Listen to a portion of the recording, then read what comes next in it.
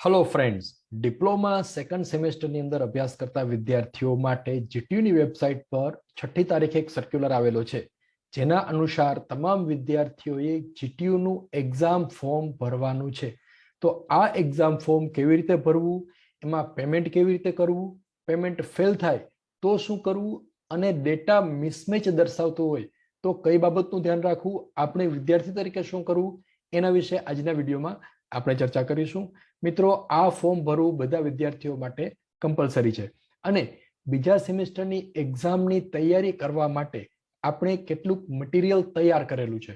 જે આપને જોઈતું હોય તો ટેલિગ્રામ ચેનલ, ફેસબુક પેજ અને ઇન્સ્ટાગ્રામ પેજમાં તમે જોઈન થઈ શકો છો, જેની અંદરથી બીજા સેમેસ્ટરના અભ્યાસક્રમ માટેની તમામ પ્રકારનું શક્ય હશે એટલું સાહિત્ય તમારી સાથે શેર કરવામાં આવશે. અને ચેનલની અંદર કેટલાક સબ્જેક્ટનું મટીરિયલ ઓલરેડી અપલોડ કરેલું છે. દાખલા તરીકે engineering mechanics, engineering drawing, mechanical drafting, આ સબ્જેક્ટના સિલેબસ એની અંદર અપલોડ કરેલા છે. તો કેટલોક સિલેબસ બાકી છે એ ટૂંક સમયમાં જ અપલોડ કરવામાં આવશે, જેની અંદરથી આપણે બીજા સેમેસ્ટરની પ્રિપેરેશન કરી શકીશું.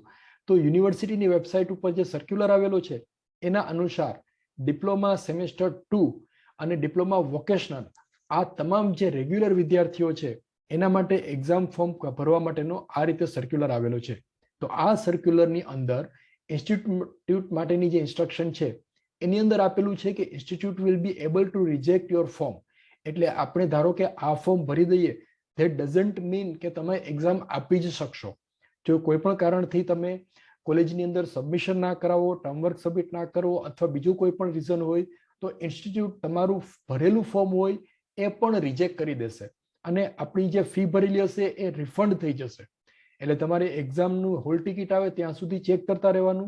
જો તમારી ફીઝ રિફંડ થઈ જાય તો તમારે ફરી પાછું સ્ટુડન્ટ પોર્ટલમાં જઈ અને ચેક કરવાનું કે તમારી ફીઝ રિફંડ શા માટે થઈ છે. કેટલાક વિદ્યાર્થીઓને આ પ્રોબ્લેમ થયેલા છે કે એની એક્ઝામ ફી રિફંડ થઈ ગઈ હોય અને એક્ઝામ વખતે છે ખબર પડે કે મારી એક્ઝામ જે રિસિપ્ટ છે એ નથી આવતી, હોલ ટિકિટ નથી આવતી. તો હોલ ટિકિટ ન આવવાનું રીઝન એ પણ હોઈ શકે કે તમારું ફોર્મ જે છે એ કોલેજ લેવલે રિજેક્ટ થઈ ગયું હોય તો તમે એક્ઝામ છે એ ન આપી શકો. હવે આપણે જોઈએ એક્ઝામ ફોર્મ કેવી રીતે ભરવા. તો એક્ઝામ ફોર્મ ભરવા માટેની લિંક અહીં આપેલી છે, GTU iWeb પોર્ટલ. એની અંદર લોગિન થઈ અને આપણે એક્ઝામ ફોર્મ ભરવાના છે.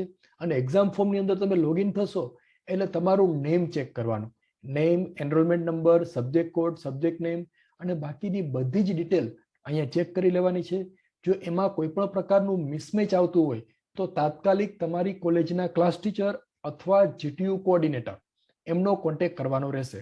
જ્યારે પેમેન્ટ કરો ત્યારે ફર્સ્ટ ટાઈમ તમે જ્યારે લોગિન થઈને પેમેન્ટ કરશો અને પેમેન્ટની અંદર જો ફેલિયર થઈ જાય તો ચિંતા ના કરતા, પેમેન્ટ ફેલ થાય તો 45 મિનિટ સુધી તમારે વેઇટ કરવાનું છે.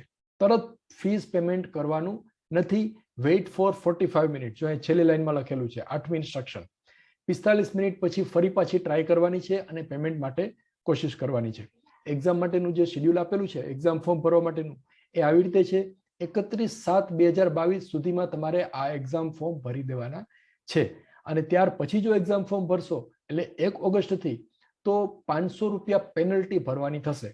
તો મિત્રો, આપણે કોઈએ પેનલ્ટી નથી ભરવી.